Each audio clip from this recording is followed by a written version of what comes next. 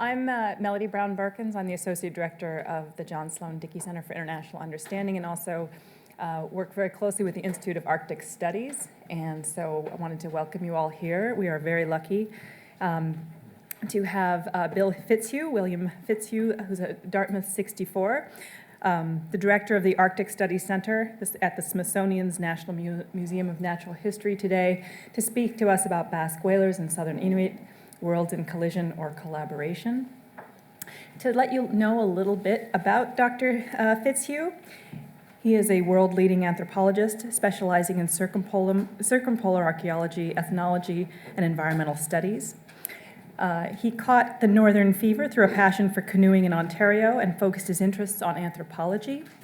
At Dartmouth College, working with the legendary Elmer Harp Jr., who I actually spent a little bit of time reading about because I was so interested in his work, who invited Bill to take part in archaeological projects in Newfoundland and Hudson Bay.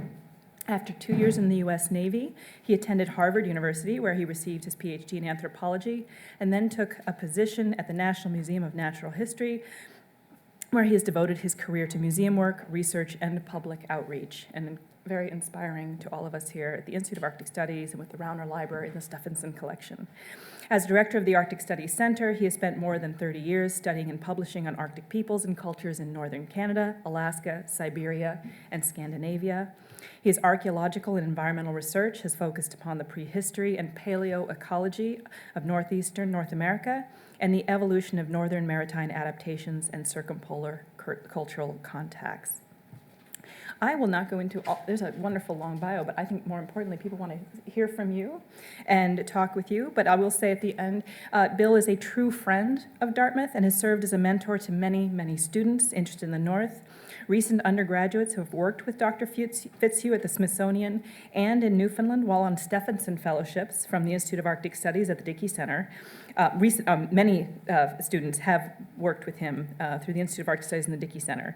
And the title of this presentation, again, is Basque Whalers and Southern Inuit, Worlds in Collision or Collaboration. I'm very excited to hear from you. Thank you for being here, Bill.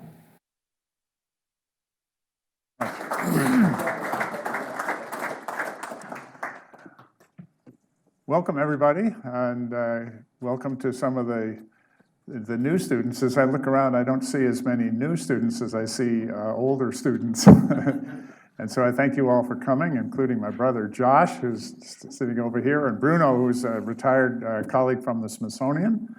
And I gather there is a rather important faculty meeting going on right now at Dartmouth, so a lot of the other faculty are not available here. I've had a wonderful time at the Smithsonian. I've been there since 1970, and I was amazingly fortunate to land a job there just after finishing, as I was completing my PhD at Harvard.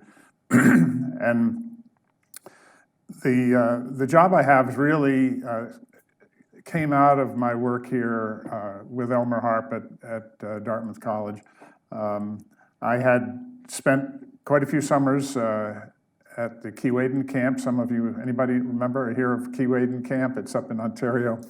Howard Chivers, who started the Dartmouth Skiway, was the director of that camp in the 50s and 60s and probably the late 40s. He was a wonderful man, and I was lucky enough to go to camp up there and to get a lot of experience canoeing in the Canadian woods with Indian guides who were still, showing the paddlers, us paddlers, how to manage in the backwoods of Canada and so forth. And that gave me some experience with Native American, my first experience with Native American cultures. And so when I got into anthropology at Harvard, I had to decide what would be my branch of anthropology, and archaeology seemed like the area that I was most interested in because of the science-based work that you have to do there. But we also, as anthropologists, spend a lot of time working with indigenous people, learning about their cultures and using information from them to interpret the archaeological work that we find. And so it was kind of like a natural thing to move further north and to get involved with Inuit cultures and Indian cultures in Labrador.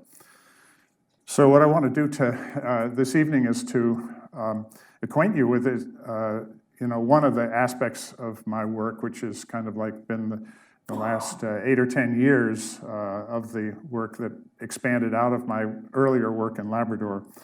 And it really deals with the contact between the latest Inuit arrivals in the far eastern part of Canada, the farthest east and southeast that Inuit ever got to, having originated in Asia, coming across to Alaska and Canada. So we'll go through a little bit of that history just so you know who we're talking about and what their culture is like a little bit, and then explore the evidence that we've been coming up with in the southern areas of Labrador and the northeastern part of the Gulf of St. Lawrence. And it's the first instance that Native Americans ever collaborated in a productive way with Europeans in the late 1500s, early 16 and 1700s. And I called it collision or collaboration because when people were first moving down, this is upside down, European map, early map, people started in the north, came down the Labrador coast, and so much of their activities on the Labrador side was confrontational with the Europeans who settled initially in this area as whalers and fishermen. But some Inuit went down into the Gulf and streamed to the west, and their activities turned up a rather different strategy to deal with the arrival of Europeans than the Labrador Inuit, who were their brothers.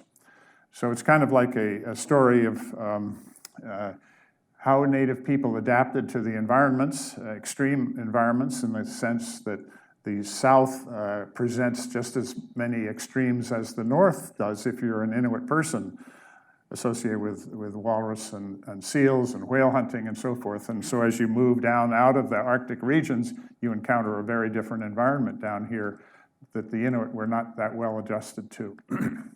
So we'll move right along. This is how people got into the New World to start with. And let me preface this. I use the word Eskimo in the sense that these are Arctic peoples who have adapted to living in the northern regions. They hunt seals and walrus, and later on they learned to hunt whales. And if you speak about these people from all the way down around southeast Alaska, around into the Bering Sea, across Canada, and including Greenland, there's really no easy term to use for them because they're not all called Inuit. We're familiar with Inuit today because that's the term that the Canadian northern peoples like to use. It means we, the people. In Greenland, they have another term they use called Haladlit. And in Alaska, they like to be called by the names Inupiat, Yupik, Unangan, and down here in Kodiak Island, the Yupik and the another group. So if we want to talk about all these people, I use Eskimo, and especially for the Paleo Eskimo, the early people. Whereas, and this is the blue lines here. So these are the earliest Paleo Eskimos who came from Siberia across Bering Strait. They were Neolithic people in northern Siberia. They moved into Canada after the ice melted out of the Canadian Arctic islands. They moved into Greenland and eventually halfway down the Labrador coast. And they were there from about 4,000 years ago until around 1300 AD. And at that point, a whole new culture, who were the ancestors of the real Inuit peoples of Canada, we call them Neo-Eskimo sometimes, or Inuit, and they learned to hunt whales in the Bering Strait region. And carrying that whaling technology, they moved into the Canadian Arctic. They displaced the Dorset cultures, the Paleo-Eskimo people who are here, maybe drove them off, maybe annihilated them. All we know is from the genetics work that's been recently done that these Inuit people have no DNA or genomic relationship to the people who had lived there for almost 4,000 years before them. So it was a rather dramatic event that occurred around 1300 in the Eastern Arctic, and it replaced also all the Paleo-Eskimo people in Greenland as well. And those people are the Thule culture initially, and they become the Inuit. They spread south into Labrador and eventually down to this area we're going to talk about today. So as the Thule people moved east, they carried an entirely different technology. They had learned to hunt whales in the Bering Strait, and you see this is a National Geographic rendition of the Thule expansion into Canada. Here's a whale that they've caught, and they're butchering the whale. They use the blubber for their dogs. They ate the meat also. The baleen was important in their technology, and so on. And they built winter houses like this, sod houses of stone and whalebone. They had summer camps, tupiks, they called them, like this, made out of skins of seal. They had a very distinctive dress with sealskin and high boots. The ladies, especially the Greenland ladies, had top knots, which you see here. And you see here they're building their winter house using whalebone ribs and things for the structure. So it was, and here are their dogs. So the Dorset people before them had no dogs. They had no bows and arrows. They had no big boats that we know about. And all of a sudden, in their midst, around 1300 AD, here comes another group of people from Alaska in very large groups. I mean, there's maybe 40 to 50 people living together, moving into these areas where the Dorset people had very small populations. So it was a huge encounter, different religion, different technologies, different way of life, and so forth. And by the time they got down into Labrador, we know them as then Labrador Inuit. They lived in big houses on the Labrador coast, and you see here's a house here with the interior of the house with big sod walls. And here's Peter Wells, who was my field assistant that summer, 6'2", and you see these just huge houses filled with vegetation from all of the seal bones and refuse that was left behind. And then here there's an entry into the house, and then a long entrance passage that was covered over, sort of like a crawling, on your knees kind of entryway into the house to keep the warm air inside, and the dogs stayed out here and so forth. So here's a second one, and here's a third one.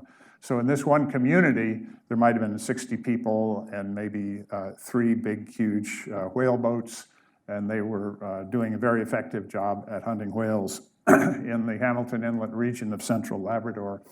Here's a costume about this time, known from a German print. In mid-1500s, you see a woman and her child, and you see this high hat that she's wearing, and so forth. So a very interesting new arrival, and very eager to use the resources that were available, very rich resources along the Labrador coast. And who they replaced in this movement south, they replaced the Indian cultures who had been living there for about 1,000 years earlier, without any Inuit people to cause them any difficulties. So all of a sudden, the Indian peoples have to move off the coast, and they're replaced by the Inuit. So a traumatic time for the later period of the Indians in that part of Labrador. So backing up to Europe, I want to just mention who was coming and meeting these guys. And these are the Basques. So the Basques, we know, come from this northern part of Spain, around the Pyrenees in here. They had learned to hunt whales in the Bay of Biscay, hunting Greenland right whales. So they developed a very peculiar kind of way to hunt the whales using an iron spear with a big barbed point on it. It was like a big arrow point. It was not very effective at capturing whales. It was okay if you were capturing small mammals, but they didn't work very well for the large whales. And at the same time, the Inuit who they were meeting had developed very sophisticated toggling harpoons, which were very effective and became the prototype for the European whaling harpoon a century later. So the Basques are living here in this part of Spain, and there's been a lot of discussion about where the Basques came from. If you talk to Basque people today, they feel that they've been there forever. They believe they came from the Paleolithic peoples who lived in northern Spain. But new data from DNA studies suggests that they are actually a Bronze Age people who moved in from Eastern Europe, replacing the Paleolithic people here, and maintained a rather different culture, different language, and so forth. And so they are more closely related to the early farmers of Europe than they are to the ancient Paleo people here. But there's a lot of argument still. You know, when you're reading these DNA studies that pop up in the journals and newspapers these days, you have to just remember DNA stuff is fairly recent. It's only the last 10 years that the techniques have been really refined. And everything depends on your sample. Do you have a large enough sample? Is there contamination? And so forth. So a lot of times you can read, you know, there's actually some DNA studies that say that the Basques really are ancient people here. So there's a lot of discussion and turmoil about the science. But at any rate, the Basques, you know, were very well adapted to the Pyrenees and the northern coast of Spain. They were sheep herders. They were wonderful wood boat builders. They had the oak forests. If any of you visited the Pyrenees, you recognize the wonderful oak forests that they have. So they had lots of timber for building boats. They also had major deposits of iron, and they had foundries and places to make nails and get iron and to build a shipbuilding industry. So from the Roman times up until the 15th and 16th century, they had been refining their techniques, and just see this early illustration of boat building here. So when the New World was discovered around 1500, the northern parts by Cabot and Cartier, they were ready to go with their boats and their whaling techniques, and they heard that the place was full of whales and great targets for them to carry on their whaling industry, which they used for blubber, mostly to fuel lights in Europe and so forth. So they would come to the Newfoundland waters, hunt whales, render the blubber, and then bring the barrels back full of blubber and distribute them to European sources, cities and things. And when you go along the coast of northern Spain, you can see the architecture, the escutcheons and so forth in some of the buildings. This is a Basque ship, here's a whale, and this is a harpoon here. So they've immortalized their whaling days in the 16th century, in the architecture of these villages here. And they still are a very strong seafaring group. They have, they've carried on in the New World, not so much after whaling in the 16th and 17th century.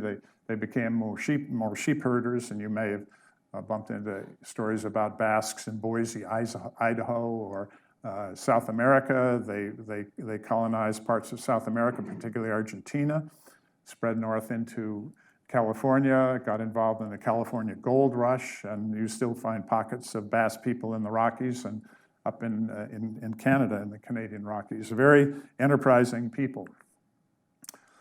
So in the 1960s, a lady named Selma Barkham was doing research in the archives of northern Spain, and they have some really wonderful archives. You see these old books and so forth, lots of ledger accounts, lots of business arrangements and contracts between sailors and the shipping companies or the ship captains.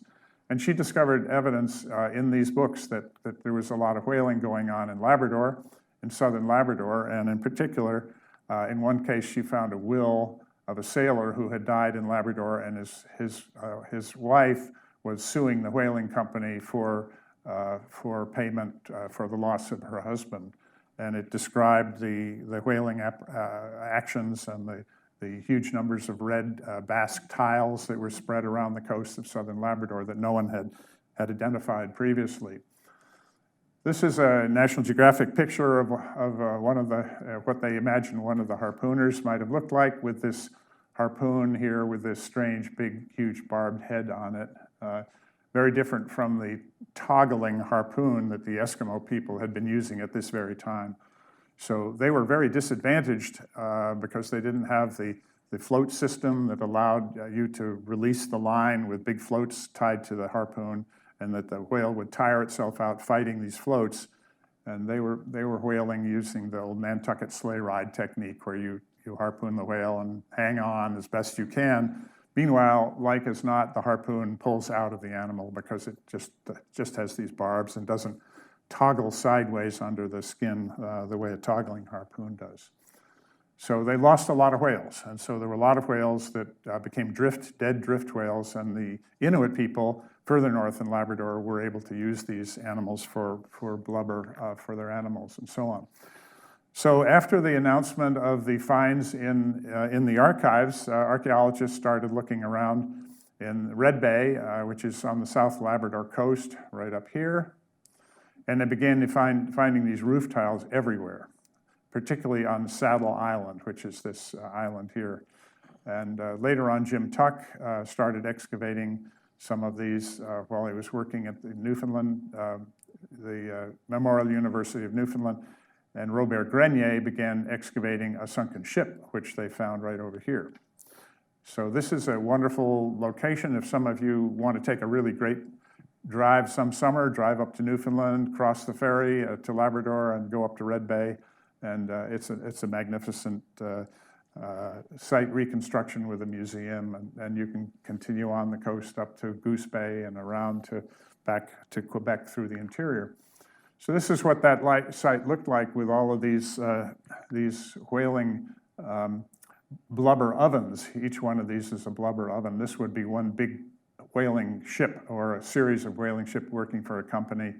And there may be 10 or 15 of these kind of hearth rows where they would render the blubber.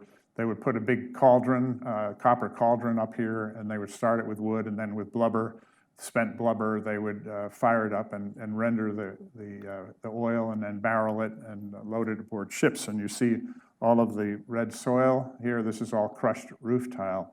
They brought over roof tile to make roofs over the tops of these structures and for other installations on the shore.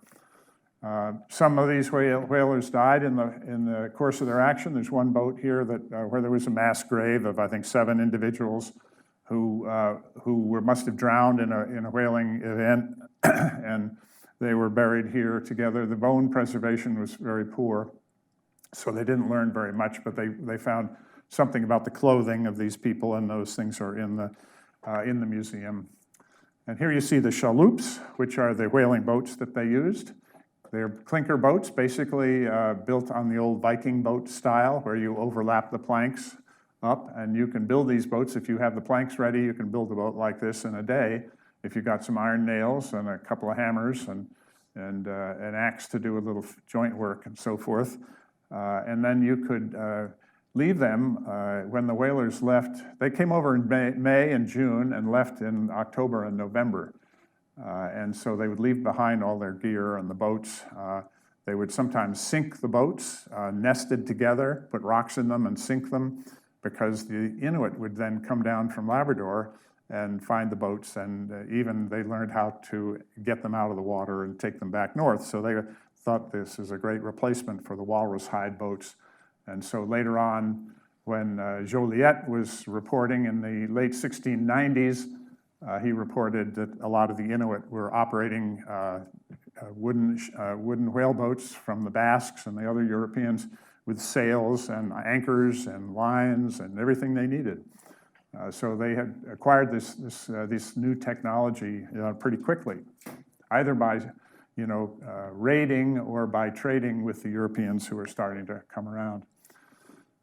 So this barge was the headquarters for the Parks Canada people, who then were diving into the water right around here, and this was where the San Juan, a ship was loaded with oil and ready to leave for Europe, was blown across the bay in a huge storm, came up on the shore and sank. And Grenier and his team excavated that boat piece by piece, and it's the best recorded ship of the 16th century anywhere in the world. It's pretty amazing, and you see the pile of tiles here from the excavations going on. It's an amazing site and location. There's just a shot of the underwater work with all of the timbers tagged. They would excavate them, they would map them, and then they would bring them to the surface and record them very carefully, and then sink them down in the water again. This water is about 1 degree centigrade, So it preserved the boats and everything else very, very nicely. What it doesn't too well is keep the divers happy. So the divers are having to deal with this almost freezing water, and they had to develop hot water circulation systems inside their suits. And you can imagine what would happen if they made a mistake and made the water too hot. And that's happened in some cases too. So it was kind of dangerous, even though the water was fairly shallow. It was only about 30 feet. Here's the San Juan as it's reconstructed in a little model in the exhibit. They have it in Red Bay.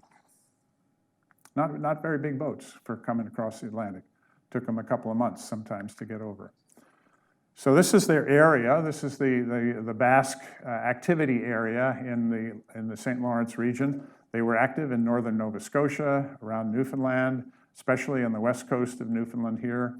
There are Basque whaling sites in the Saguenay River mouth, along the North Shore. And we excavated, a Basque site up here, which I'll talk to you about. Here's the Red Bay and all the other Basque sites. So this was in the 16th century, and there was a trade system that developed with the Micmac Indians who live in this region here, with the Beothics who are in Newfoundland, and also with the Inuit up here. So they were very effective traders as well as whalers, and made a lot of connections with the native peoples in those areas. But what we didn't know, really, was what was going on, between the Inuit who were coming south to meet the Europeans in the Strait of Belle Isle. We know from the historical records that there were lots of raiding going on. They would raid they would raise the posts after the Basques had left and gone back to Europe for the winter, or they would trade with them, and sometimes they would come prepared for both. They would bring down ivory, walrus hides and skins, seal skins, eider down, ivory from walrus tusks, and so forth. So they had a lot of things to trade, and in return they would receive, metal goods and all sorts of other stuff, tobacco, cloth, and lots of other European materials. That's if they were trading. But the first couple of hundred years that this was going on, it was mostly a raiding operation where the Inuit would come down, raid them down here, and then take the goods back. Later on, it became a trade system. So our question really was what was happening down in here. And this was a region that there was almost no information about the Inuit. Were they actually present here? If they were, for how long? Where did they live? There was no archaeological evidence of them, but no one had done the archaeology to find out.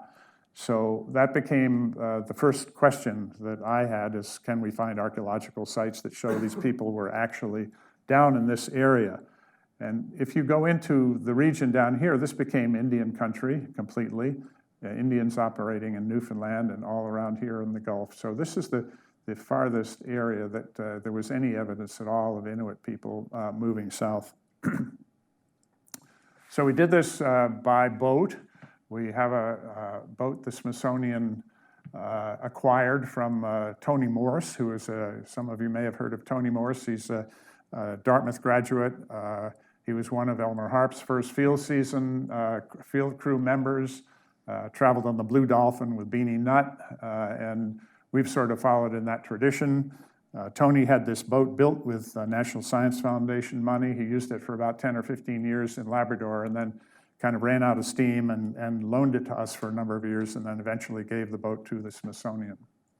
So this gave us the capabilities to travel around and visit a lot of these locations, do our archaeological work, meet people from the different communities up and down the Labrador coast and so forth. And this is the site that one of the sites we're very concerned with here. This is way down south. This is on the North Shore, lower North Shore of Quebec, and you can see all these glaciated landscapes here. This is the land that God gave to Cain, according to the early explorers, because it was kind of devoid of any kind of earth, no way to farm. These Europeans coming over, used to farming, they look at this land and say, well, this isn't land that we can do very much with at all. And the Vikings had said the same thing earlier. But it was great for the Inuit. There were lots of seals, lots of fish, berries, and resources. It's just that you weren't going to grow a crop of anything except black flies. So this became an important site here, and we found a land site here, we found an underwater site in this area, and so we'd live aboard our boat, and then go back and forth. We'd keep out of the flies, on board, and have good meals and so forth, and then go ashore and deal with the bugs and do the archaeology. So one day when we first arrived here, we discovered all these red tiles, and we knew exactly what we were getting into at that point.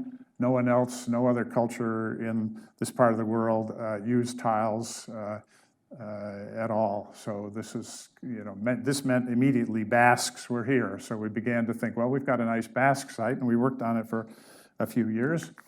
And this is what we began to find. We had this big, huge overhang, a rock cliff that comes down here and then cuts in, making a kind of a shelter in here. Deepwater harbor in this area, and we found lots of places where they were mooring their boats. And then we found, a Basque cookhouse floor here. We found a smithy over here. Later on, we discovered an Inuit house here, a charcoal production center here, and so forth. So it became kind of like an exploration of a Basque site, and when we began, we didn't realize we also had the evidence of Inuit here as well. So if you look at a map of our excavations, this was the first area here, the cookhouse, and over here we found a little house that turned out to be an Inuit house, buried beneath the floor of a blacksmith, a Basque blacksmith shop here. Then we found a rectangular Inuit house over here full of material culture, a partially constructed house here. Then we found charcoal production facilities and so forth. And over in this area, we found a Basque hearth dating 100 years earlier in the mid-1500s. Of course, all this stuff was late 16 and early 1700s. So this is the evidence of the Basque cookhouse, we called it, because it had a very rough floor, and there was a big hearth in this area. And all around the sides, we found huge deposits of those roof tiles. And they had a structure over this with roof tiles on the top. And every winter, the roof tiles would split up in the frost, and they'd come back to the place year after year, and they'd bring new tiles. They'd dump the tiles off that broke and put up a new one, new tiles over here. So we had lots and lots of this evidence. And we found here some very unusual things, including Eskimo or Inuit artifacts, as well as Basque nails and roof tiles and so forth. So here's the way a lot of these Basque structures were constructed. They were living aboard their boats, but they built these open-sided shelters that they covered with roof tiles, put rocks on them to hold the tiles down. And then here's the try-works, which we didn't find at our site, but they believe this kind of a structure was over the cookhouse. And we discovered a lot of these rocks and these tiles also on the floor of the cookhouse. So we're pretty sure that just stuff, blew down eventually and left us the archaeological materials, which included lots of iron artifacts, knife handles and blades like this. Here's another one. This is a caulking iron. This is the kind of iron that people use for caulking the seams of ships with oakum. So you stuck the oakum between the boards of the ship, and then you pounded it in. If any of you have old wooden boats that you worked on, you know about caulking irons and how important that is to keep your boat dry and safe. So they were doing that kind of activity. And over here you have a fragment of a lamp. This is an oil lamp, probably from using whale oil. And it's almost exactly the same style that the Romans used in Italy and parts of Europe. And that tradition just continued. And it's got a little spout here, so you'd have melted oil here and a little wick, and that would make a little bit of light for your work at night. And we also found other kinds of ceramics. We found stoneware from Normandy, which is up on the western coast of France, in pieces, and we've repaired it here, showed where the pieces go together. These are cooking pots, and you can see these are from the underwater site because they've got a lot of encrusted coral growing on them. Those were the typical pots that they used for making their soup and so forth. And on the cookhouse floor, we also found these soapstone pieces. This is part of a soapstone lamp here. Here's a soapstone bowl fragment. Here's a little miniature lamp that has a hole broken in the bottom of it, probably meaning it had been killed and deposited purposefully, kind of a ritual disposal system. Here's another piece of a rectangular soapstone pot. So these were all found on the floor of the cookhouse near where we had oil stains from a seal oil lamp. And we also found these beads. So this was very interesting because beads can be dated, and these are pretty early contact beads from the 17th and 18th century. And they've been dated by neutron activation by some of our Canadian scholars, and believe they're dating between about 1680 and 1740, something like that. So some of these beads have longer styles when they're in business, and other times they have shorter periods, and so you can get a good idea. The Basques themselves didn't use beads. They didn't wear them, but they carried them with them, and they traded them to the Inuit. And especially Inuit women use beads to decorate their clothing. So when we have the combination of the soapstone pots, which are really women's articles, and beads, which, you know, once you sew them on your garment and you work, they break off and fall down, and you find them, they're very tiny little things. It's pretty good evidence that we had women working in this cookhouse. Maybe they were washing clothes for the Basques, maybe they were cooking meals, we don't know exactly what, but we know they were there. And we know a lot of the other artifacts were Basque artifacts as well. So here's a blacksmith shop, rather rough construction of floor here. And under this area, in front of it, we found an Inuit, the entrance to an Inuit house, which lay underneath the rocks that we found on the surface here. There's your cookhouse over in there. And Josh, my brother, was helping with some of this excavation that summer when he was with us. Here we found, this is my delicate little Basque nail. It's actually a rudder pin that you use to fasten your rudder to the rear of the stern of your boat. And we also found parts of an iron anchor, a big maul, and this was all right on the floor of the blacksmith shop. So we know exactly what was happening there. People were making repairs. We also found these gun flints. A British gun flint, which is a rectangular dark flint piece, and a French gun flint, which is made kind of lighter colored flint. Here's the fusel from the musket that makes the spark when it hits the flint, fire your rifle. Down here we found lots of flint from European sources that was used as strike-a-lights for fires. And here's the floor of here's the Basque floor here on top, where we found the iron materials and so forth. And then when we cleared the top of that off, underneath we found barrel staves lined up and made into paving.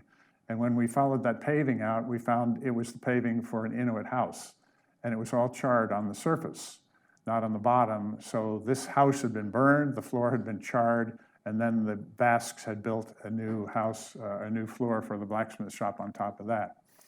And this is the way we reconstructed it. Here's the entryway, partially underground entryway like I showed you at the early big houses in Hamilton Inlet. And then here's the pavement where we found poles and Basque Basque barrel staves used as flooring in what would have been like a rectangular house around here. So pretty interesting situations. For some reason, the Inuit house had been burned. We found a few artifacts associated with that floor. A little baby soapstone lamp, only about 2 inches wide. This is a child's toy, probably a little girl's toy made out of soapstone. And here's a boy's a bow and arrow with the typical knock that the Eskimo bows always used here up at this end. Not a knock, but the bowstring fastening. So good evidence for artifacts and showing that children as well as adults were present on the site. And then later on, while we were working in the other part of the site, my captain is a Newfoundland guy, Perry. He was kind of bored tending the ship and everything, the boat, so he came ashore and he said, well, I got a weed whacker here, so I'm gonna chop down this vegetation. So he attacked the site with the weed whacker, and lo and behold, he came over to me and said, I think we have a house in here. And we had been walking on this for a couple of years, but we hadn't noticed these features under the grass. I can see what the vegetation was like. It's knee-high. So we began work in this structure. It turned out it was indeed an Inuit house. You can see the floor area, paved floor. This is the sleeping bench, which is back in the rear end of the house. And then you see the doorway going out and a short entryway with a massive pile of rocks on either side of the door. And so here's where we found another soapstone stain and soapstone lamp. We found lots of other artifacts in this house. So it was probably maybe 15 to 20 people, Inuit people, living in this structure. And here's that structure after we had filled it in. And this is another house that had been built in the same area alongside it, but had been abandoned before it was finished. Here's the doorway. And it turned out that this was the drip line from way up on top of the cliff came right down across this house. So I think they started building the house, and then they got a big rainstorm and realized this isn't a good place to put your house. And they moved it over out of the rain shadow there. And we found all sorts of stuff in these houses. We found lots of colored ceramics, lots of earthenware, which is typically Spanish earthenware, Iberian stuff. We found Normandy stoneware from France. We found pipes, clay pipes. We found glass. Some of the glass had been chipped into scraper edges, which is something the Europeans wouldn't do, but the Inuit people would know very well about, sharpening sherds of glass to make little cutting tools and so on, even out of bottle bases. So here's a big glass bottle, and they've used the edge, broken the edges off to make it a scraper. Here's they've taken a big iron spike and they've wrapped around a sheet of lead around it to make a nice fishing sinker for a fishing line or a net. This is maybe one of the most interesting artifacts here. I couldn't believe it when we excavated it. It was a big hunk of lead that had iron blades in both ends of it that it had rusted off. It's a jackknife. It's an Inuit fabrication of a European jackknife made out of a sounding lead. The sounding leads were what the Europeans used, to tell how deep the water is. And they had modified sounding lead to make something that looked like a European jackknife. Here's other stuff here. Here's an axe. There's the butt end of the axe and the blade end down here. More nails. We found, thousands of nails, pipe stems. Here's a big soapstone pot fragment with the characteristic 2 in size decorative lines on the outside. Here's the stain of the oil stain when the lamp was here while they were heating up the cooking with that pot. Here's more seal blubber stain here. So traditional activities, the way they normally would be for an Inuit house, with the woman maintaining the cooking lamp and then the soapstone pot suspended over it for cooking stew and so forth. And we found a lot of these lead weights, these navigation leads in this Inuit house. And you can see the way they're made. They have a hole at the top for the line, and so you then throw this line out and you say, by the Mark IV or by the Mark VI. As the boat is coming in shallow water, they wanted to know how deep is the water. And underneath the bottom, they have a hollow at the base of this, which they would put wax into. Some of you, anybody ever thrown the weights, put a little wax in the bottom and you hurl it out there and it sinks right to the bottom immediately. And then you haul it back and you can tell what the bottom is. Is it sandy? Is it mud? Is it rocky? So that depends on where you want to anchor.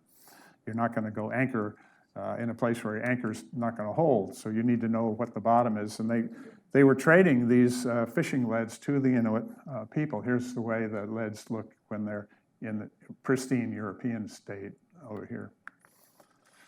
Here's the way we found many of them. They had been remade into fishing sinkers here. You see several of those. Here's another one with a line hole here, and they've peeled this up, and they must have inserted a nail or something in it, maybe to make a jigger, a hook for catching codfish. So work went on, and we expanded our excavations from the house area down into this area. We found more really interesting stuff in this area as well. We found a charcoal pit. A lot of charcoal was used in the construction of the Inuit house walls. This has never been seen before anywhere Inuit never had charcoal, but all of a sudden, here's an Inuit house, the foundations of which are built out of whale bone, stone, and charcoal. So they must have been intimately involved in the production of some of this charcoal to have so much available. And we think that they were actually working basically for the Europeans, producing charcoal to supply their blacksmith shop or supply the blubber furnaces. And the reason we don't have blubber furnaces here is because this is around 100 years. This is 16 to 1700. And by this time, the Basques had shifted from shore-made try-works to try-works that were actually on the ships themselves. So they would make a big basically a big sandbox on the surface of their ship, and they would do the blubber rendering right on board. But to do that, they had to have charcoal. You couldn't have an open fire on a ship, on a wooden ship. Not a good idea. So charcoal, yes. And so we think that they were doing a lot of this. Here's a hearth area. We found another soapstone pot here. I was working with some students from the University of Montreal. Here's one of the pots. We found a whole lot of broken pots. And we think that what was going on here is they were smashing up their broken pots because they were getting iron pots or copper pots from the Basques. So it was kind of like a transition in terms of household technology.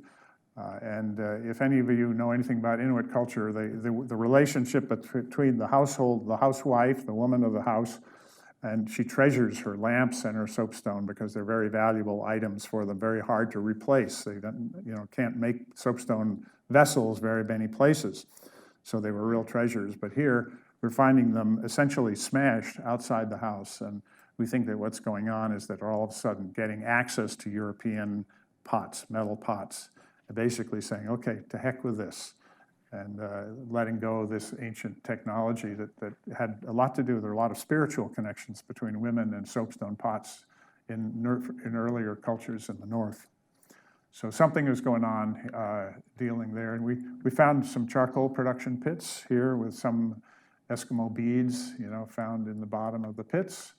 And another place, a big charcoal concentration here with big rocks that had come off the cliff, pulled together, all filled with charcoal, where they had put lots of sticks and wood and burned it, covered it with tarpaulin or sailcloth or something to convert that wood to charcoal.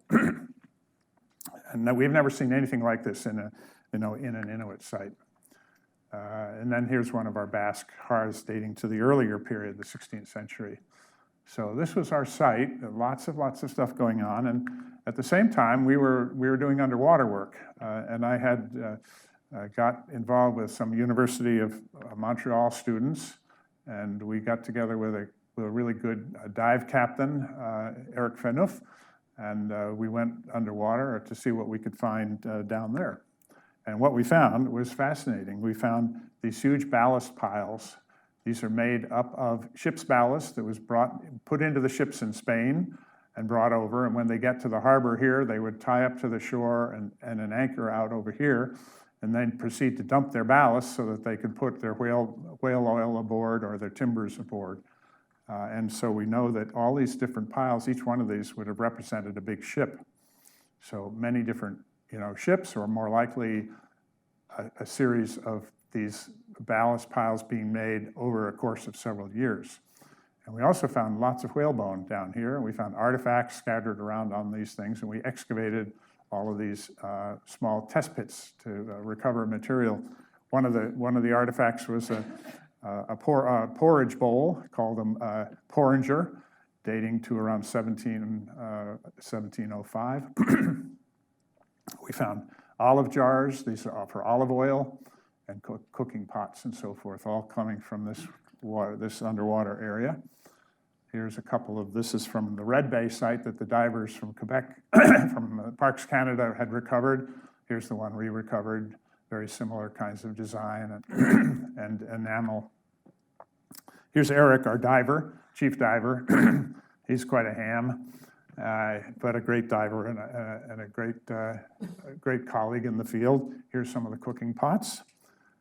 Here's where this material was coming from in the Bay of Biscay, stuff from central part of Spain, coming here to fuel the ships, Normandy stoneware coming from northern part of France, and then the ships would make off here to Newfoundland. And underwater, we were finding huge amounts of wood chips and so forth. Lots of woodworking was going on. We think they might have been making planks, making boats, and maybe even bringing, some wood back to Europe. And in addition, we found these wonderful, what we call réchauffeurs. They're basically heating pots. And you would have a oil or charcoal in here, and you would balance your little soup bowl on the top of these lugs, and then that's how you warmed your soup. But we found a whole bunch of them. It looks like a case of them that had been damaged in shipment and just tossed over the side, and we recovered them all together underwater. This is a killick. Anybody know what a killick is? Any Scotsmen? Killick is an anchor, and it's a simple little anchor you can make out of some sticks and a couple of cross pieces. Here you see it disassembled here, and this one fits across that one, and 4 sticks going through, and then you put a rock in between the middle of the stick, tie it up here, and you got an anchor. It's not going to hold a big boat, but it will hold your fish net. And so we found a bunch of these things down there. So we know that they were, netting fish. We also found lots of evidence of preserved stuff they brought over from Spain, like walnuts and hazelnuts. This was where Eric, our diver, was a master at finding this stuff underwater when you have billows of clouds of dust coming up that you're excavating, and you see how small they are. They're just little bits, but they tell us a lot about how people were bringing preserves, out to the New World for the shipmen. We also found lots of bones. These are mostly bird bones. You can see the crest bones, chest bones of the birds, and these are all various kind of, mostly small birds, gulls and ducks and cormorants, and we had all these things identified. They're doing a lot of bird hunting and capturing birds. Here's the whale remains. When they would capture a whale, first thing you do, you cut the flipper off, the side flippers, because you can't even tow the animal to shore, really, if you have the flippers on. They just keep going around and making the whale impossible to tow, so you cut the flippers off. And here we found some of the flippers articulated in the bottom sediments right near where we were working. So that's the digits. These would be the finger bones in our sense. And we found them all stratified, so we found the wood on top of the whale bones. And then on top of all of that, we found codfish, and this is some of the codfish bones. So birds and huge numbers of codfish.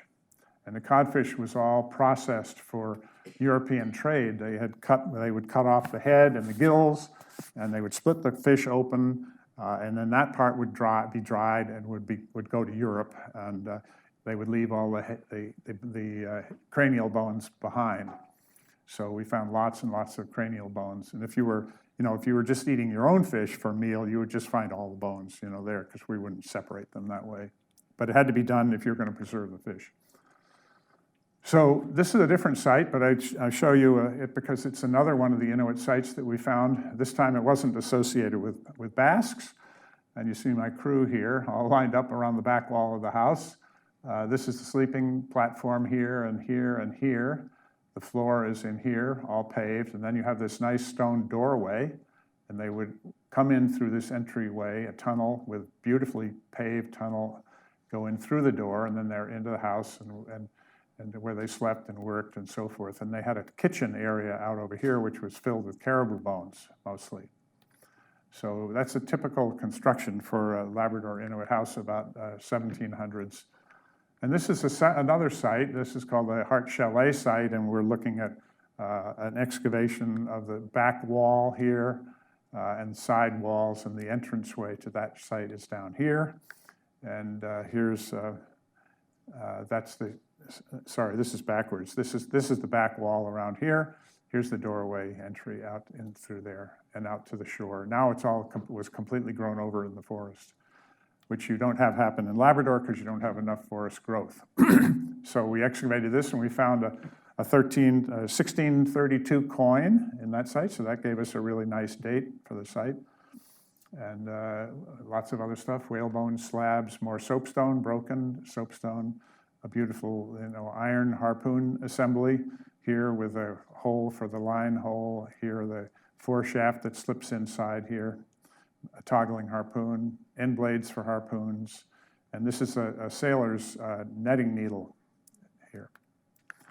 So lots and lots of stuff. This is after about 7 or 8 years of work here, we were able to piece together a really wonderful story of all of the Inuit who came down here starting around 2,500 years ago. And the earliest sites here are these Dorset Paleo-Eskimo sites, and we found lots of evidence of those. And then we have the Grosswater sites, which are even earlier. This is 200 BC. These are the orange ones. And then, excuse me, our Inuit sites here are these. We found 5 or 6 of those sites and excavated several of them. So we know that the Inuit were really using this coast quite a lot at different periods in the past. And our assumption was there had to be a good reason. And the later period, it was probably partly the European presence. But in the earlier periods, it might have been having to do with more subsistence activities. And here you see a map of Labrador, tip of Labrador, Hudson Strait here, and this is all Tundra Country coming down here. This is good country for Inuit to live on. Not very good for the Indians because they like the forest country, and the forest country was in back of that over in here. But when you get to Hamilton Inlet, the tundra begins to disappear except on the outer islands. And so this is why we have a transition zone usually between the Indians to the south and the Inuit to the north in the early period and in the Labrador Inuit period. And one of the reasons things are interesting is because the way the pack ice moves south. And this is Hudson Strait, Baffin Island, Frobisher Bay, Ungava Bay, Labrador coast coming down, Newfoundland here. And so the dark areas are open water. This area is the Labrador Current full of pack ice moving down, and this is like late spring sometime, probably April. And then you have open water here, and then you have cloud cover streaming off the open water around the coast of Greenland. Open water around Greenland, open water here, open water in here, down in the Gulf, like that. So when the pack ice comes down, it carries seals, carries harp seals. And this is the way the pack ice looks. This is the very dense pack ice off the coast of Labrador. Here's less dense pack ice, and you see how the pack ice forms here in Newfoundland, in the Gulf of St. Lawrence. This is all open water, except right along the coast where you have ice. So this is the area that the harp seal that migrates north and south comes down to here to have their babies. And they pass along the shore, very close to shore, come around in here like this, and then they break down for this birthing area down in here. So this is very climate dependent. And if you look at curves we've been having recently, this is some sediment work that shows the decline of the sea ice off the Labrador coast. And you see a lot of this declining sea ice, less opportunities for seals to birth and to be happy down in the southern regions. And it's even more dramatic here. This is 1993, and you see all the pack ice in the Gulf of St. Lawrence area here. All of a sudden, 1993, that pack ice drops to just a third or less of what it had been. This is back in 2016 and 17 here. So a big decline in the pack ice, and the reason that this is important for the seal ecology is that when the harp seals, and there are like 9,000 harp seals, 9 million harp seals that make this migration every year. When they arrive on the south, they have their babies, and they have to have stable ice for their babies to live on for about 6 weeks or 8 weeks. And these are the whitecoats that you may have heard about. You know, the Newfoundland people would go hunt the whitecoats and sell the pelts in Europe. They're very valuable for fashion, clothing, and so forth. That hunt has been mostly discontinued now. But if the ice breaks up before 6 weeks, the babies drown because the young harp seals can't swim. Their white fur is so buoyant that when they go in the water, they just pop right up. They can't dive. And so they have to subsist on mother's milk, on the mothers to feed them. Starting around 6-8 weeks, they develop seal fur, then they can dive and swim. But if the ice breaks up before then, they've really got real problems. And so this is one of the hypotheses that we're working on in terms of the extension of the Inuit and the Paleo-Eskimo people to the south. When you have really cold weather and you've got a lot of pack ice in the Gulf of St. Lawrence, you have a lot of great harp seal capabilities there and off eastern Newfoundland. But when you have these warm winters that started in the 1990s, you lose the capability to have baby seals survive, and the harp seals have to go further north in Labrador. And they will therefore diminish their size of their population, and gradually dropping because they don't have enough birthing areas, fewer seals, and so forth. So this is kind of like the pattern. You can see the harp seals on their way north in the springtime, just thousands of these animals.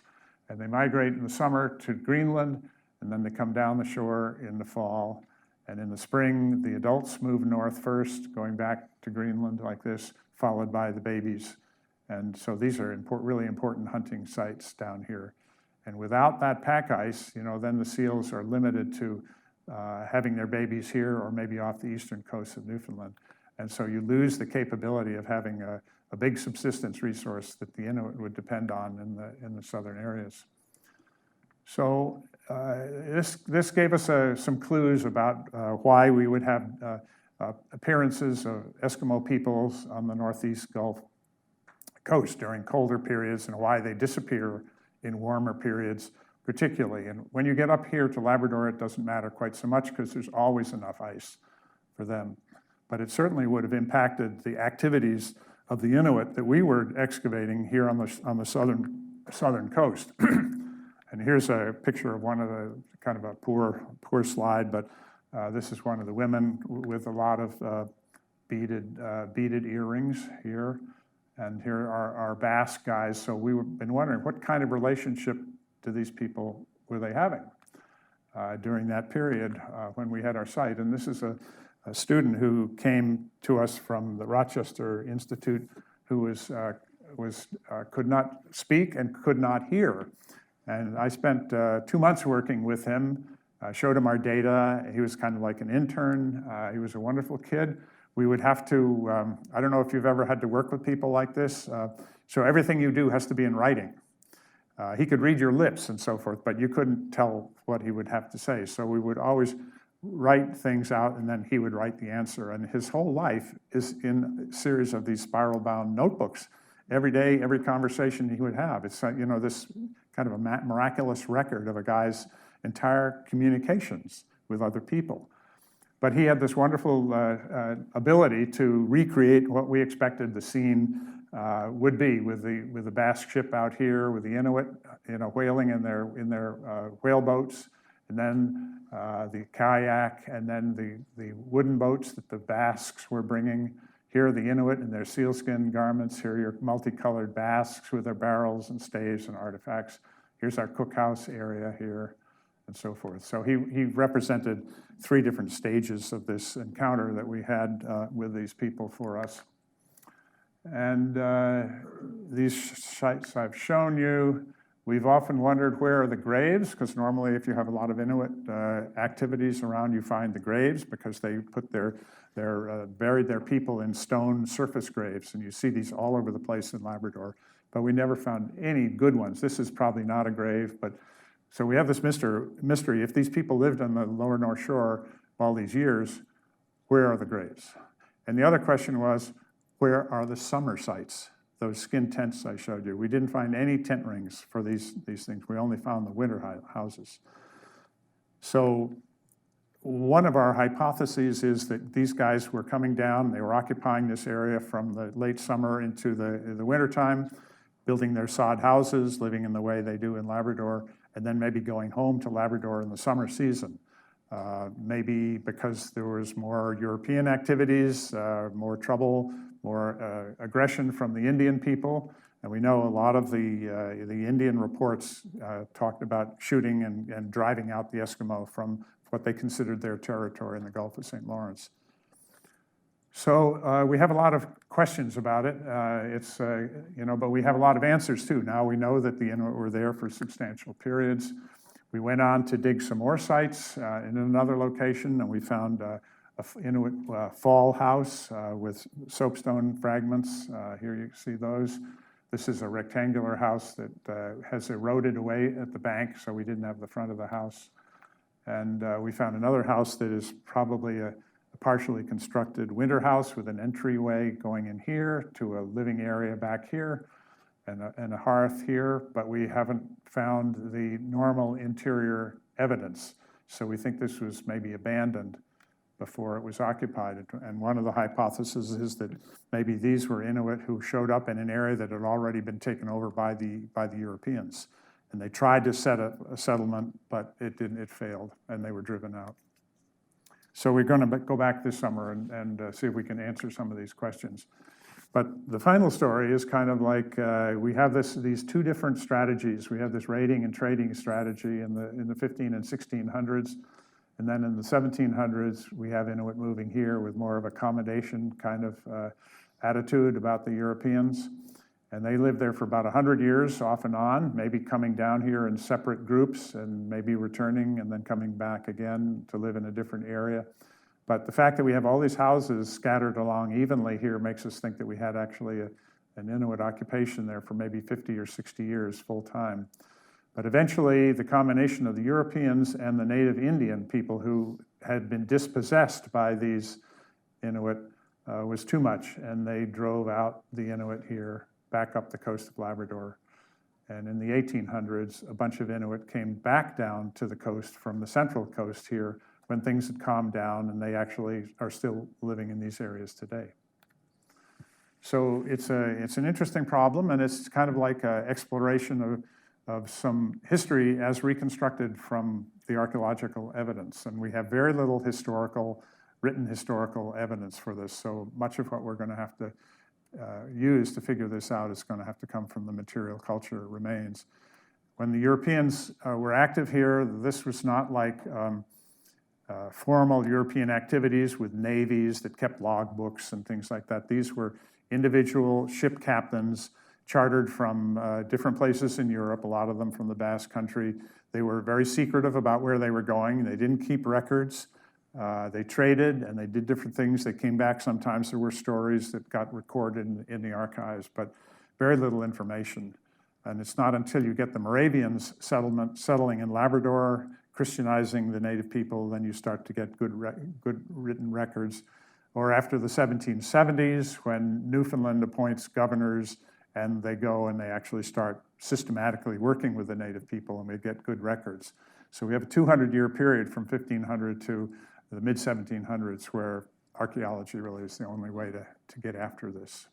We didn't have any religious missionaries in this area and so forth. And it was probably a pretty dangerous area. You had the Indian people upset with the Inuit around. The Inuit guys are there with lots of resources, wanting to trade with the Europeans, but nervous about the Inuit. And also a lot of the Europeans were giving the Indians guns, whereas the Inuit people were not getting guns. No one was going to give for some reason, because we don't really know why, but they kept the guns away from the Inuit people. So very volatile time period in the history. It's sort of like the Wild West, in the U.S. So I think that's it. You were very.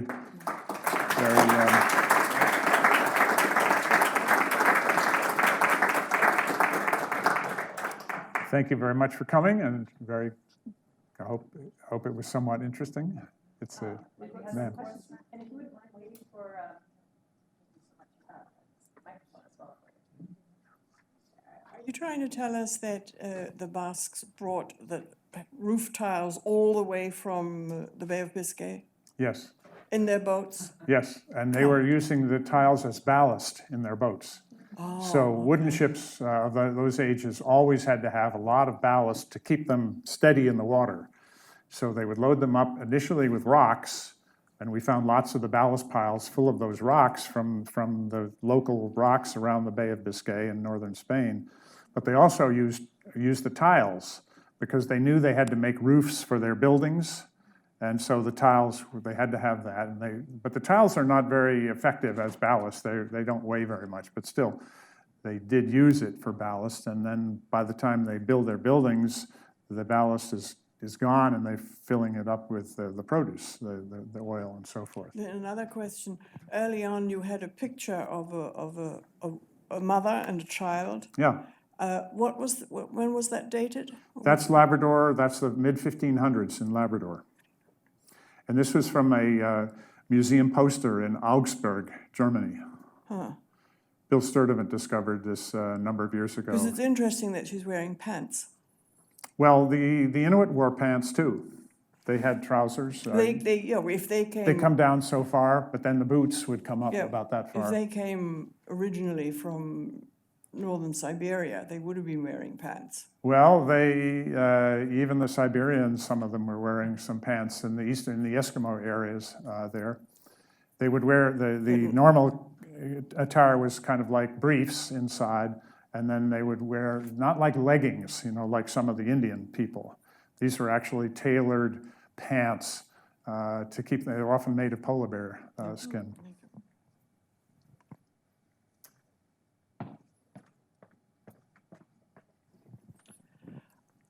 Is there any evidence of genetic intermixing, shall we say, among the Inuit, the Indian tribes, the Basques? In Greenland, there was quite a lot of mixing, and so if you meet some of the Greenland Inuit today, you think that they're Danes, but they're not, because the Danes colonized Greenland. Another question, another part of your question?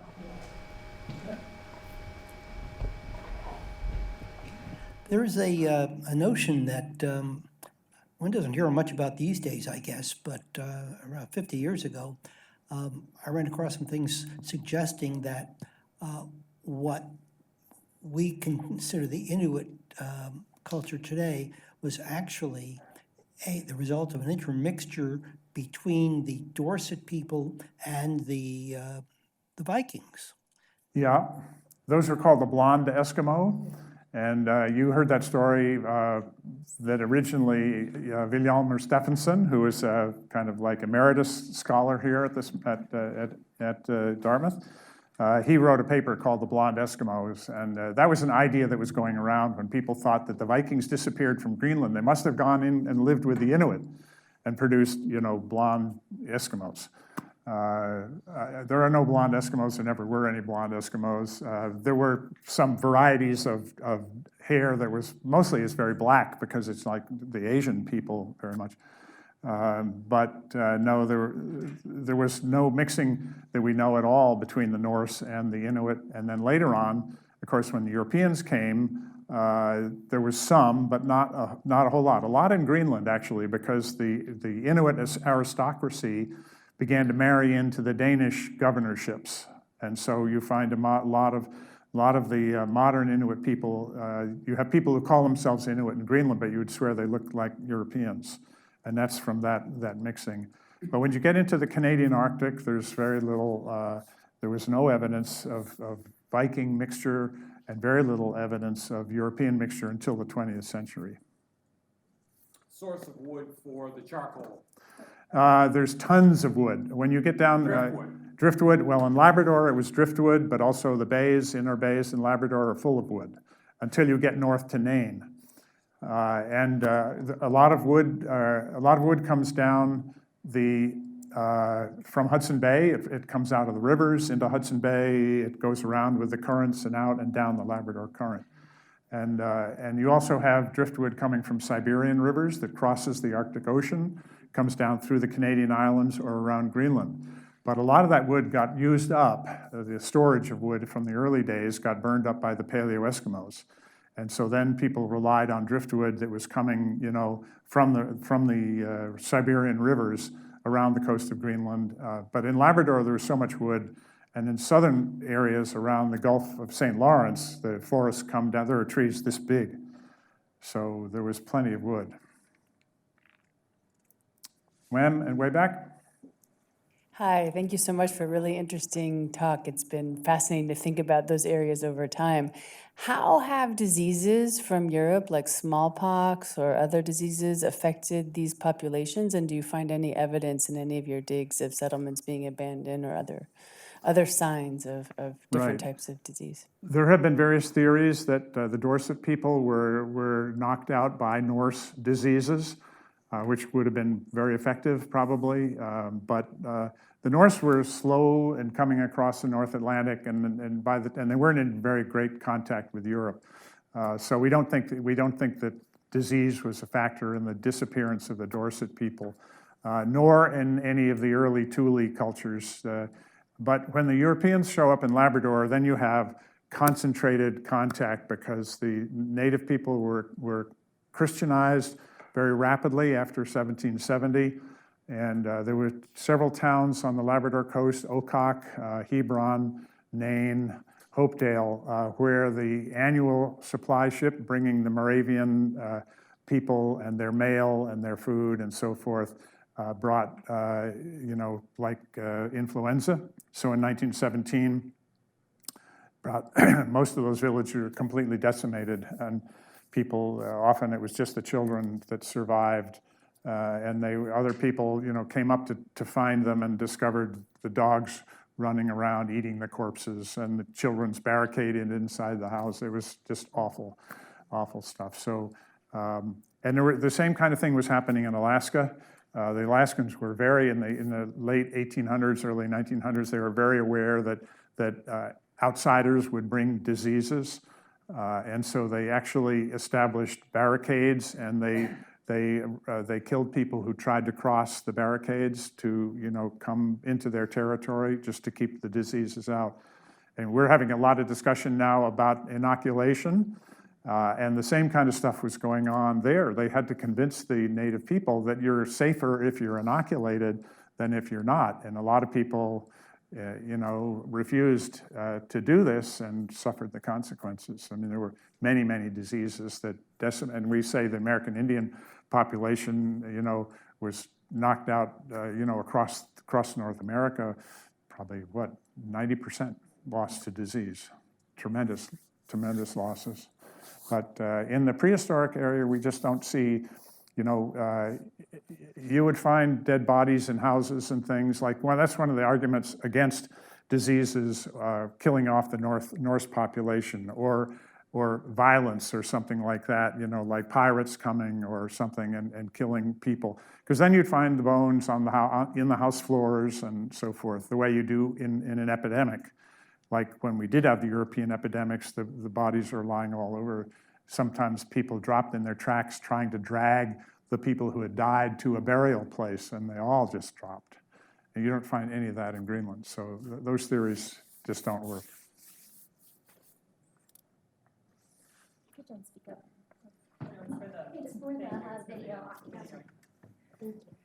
Thank you so much for an excellent talk. I have a general question. I wanted to understand a little bit better the chronology of the Inuit Basque site. And is it that the Basque discovered what had been an Inuit site, or are the Inuit coming and living in the off-season, or at some point that imagined picture at the end has them intermingling? Yeah. So I wanted to ask a little bit about that. And then a second, more particular question. I'm a historian, and I'm working on this Atlas of Siberia from the late 17th century. And so I wanted to know if I could get a specific reference for the poster, the image that is shown in the talk's poster. The poster? Yes, please. Which one?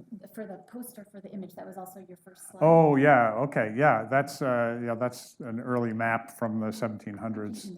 There's a lady, Selma Barkham actually published this big book on the Basque, and that's in her big opus.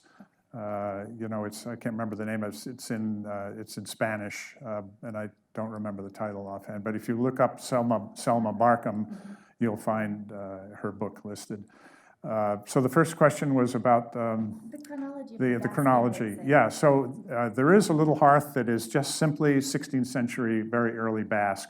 And they set up a hearth and they cooked, and we find the cooking pots, and we find 16th century artifacts, and only 16th century. That was an area of about 8 or 10 feet or something like that.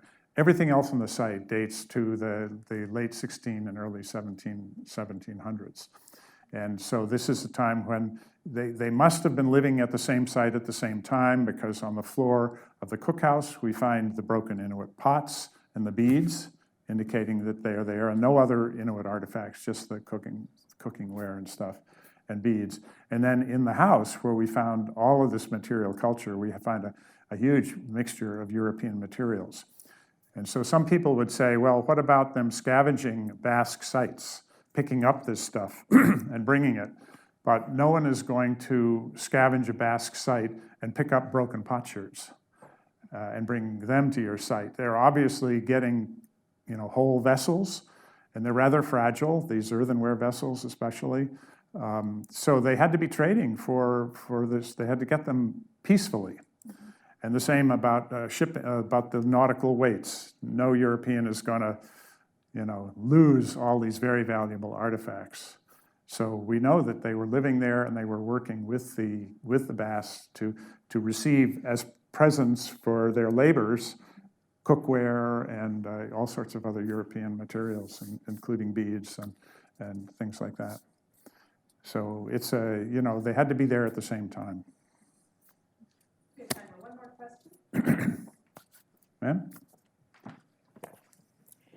I'm interested in knowing more about the social structure of the Inuit. Did they have a hierarchical state system?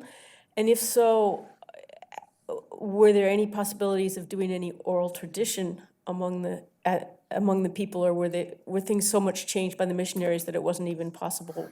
Yeah, they lost their language and music quite quickly in Labrador. It's starting to come back now. They're reintroducing it. But when the Moravians took over in the 1770s, they tried to squash a lot of traditions, especially the ritual material. They adopted trombones and trumpets, and they started singing German hymns. And they're very famous today. There's some of the really beautiful church music that they produce. So there's very little oral history. You have to get out of the Moravian area. You have to go up into the Central Arctic. And the Central Arctic wasn't really impacted by the Europeans until the Second World War.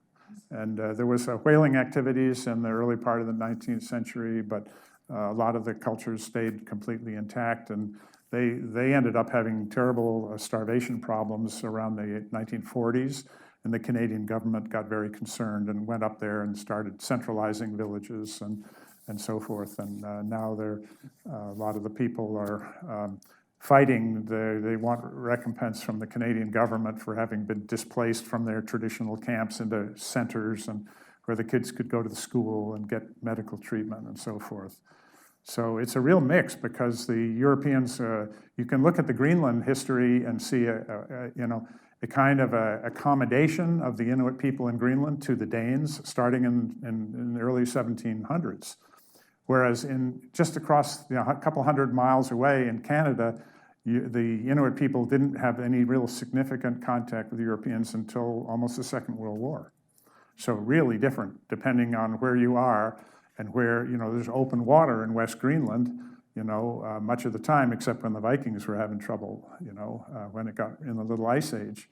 So the Danes, were very heavily involved in the whole west coast of Greenland. It was very productive for them for fishing and whaling and so forth. So yeah, I'd be happy to answer any questions you have later on. My brother had his hand up at one point. Josh? Oh, my question, and I don't want to stump you here. Uh-oh. He knows too much. Have any Inuit artifacts shown up in Basque Country in Spain? No, not that I have heard about, and I think I would have probably heard about that. We had a lot of Basque people who came over from Spain to Nova Scotia, where they had a big conference with the Micmac people this fall in September, and they had a lot of talking back and forth. The only thing that seems to have gone both ways, some pidgin language was worked out.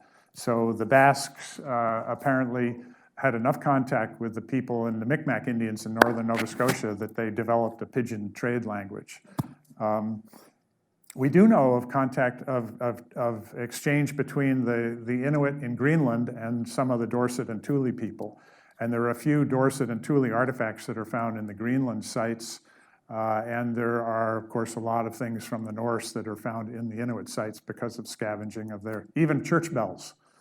So some of the traditional Inuit villages in West Greenland were filled with fragments of Norse culture church bells that they got from, Bruno knows all about this because Bruno has been over there, and Bruno is a lot of Danish history and his background. He worked with the Inuit in those areas too. But we know that as the Inuksuk Inuit culture. It was meaning the mixed culture, they called it, because they had so much, they had sheep shears that they had scavenged from Norse sites. They had these bells, they had all sorts of material that they scavenged from the Norse sites after the Norse abandoned their settlements. And then the Inuit streamed south, picked all this stuff up. What are they going to do with a broken church bell? I don't know, but it was metal. It was really interesting to them. Sheep shears, another thing, you know. They could become hairdressers. Well, thanks to you, Bill, and I can't imagine if this is what you know about this small strait. I can't imagine, I just imagine all of the different stories, and I wish we could have you for much longer to talk about Wait a it. year or two, and I'll just get to talking, and I just won't stop. So my thanks again, and we hope to have you back soon.